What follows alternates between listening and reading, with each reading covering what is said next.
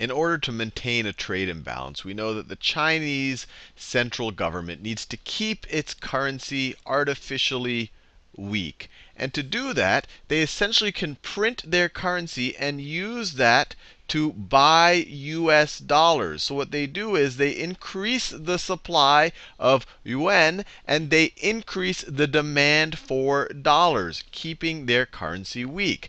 Now the next question you might ask is, what do they do with the actual dollars that they bought with the yuan that they printed?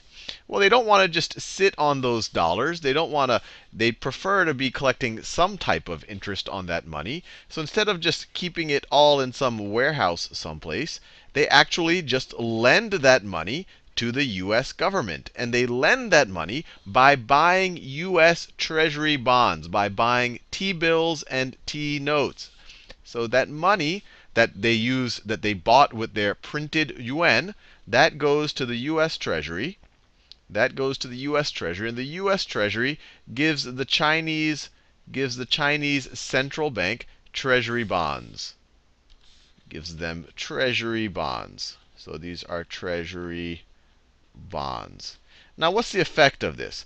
Clearly, the Bank of China is getting interest on its money now. It's helping to finance the US government's debt. But maybe even more interestingly, it is creating incremental demand for T-bonds. So it is creating a demand for T-bonds, for Treasury bonds. Now, what does that do? Well, if you're increasing the demand for anything, that's also going to increase the price. So the price of Treasury bonds, of T-bills and T-notes, goes up. T-bills are durations less than 1 year. Notes are durations more than a year. So the price goes up. But what happens if the price goes up? That means that the interest that the government has to pay on this debt goes down. So that means that the interest goes down. And I explained that in more depth in other videos. Now, if the interest goes down, that means that the cost of borrowing for the US government goes down. But that's also the benchmark rate for the cost of debt in general.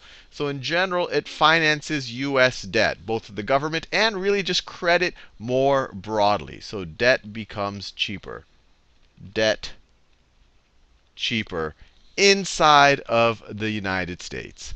This is Salman Khan from the Khan Academy for CNBC.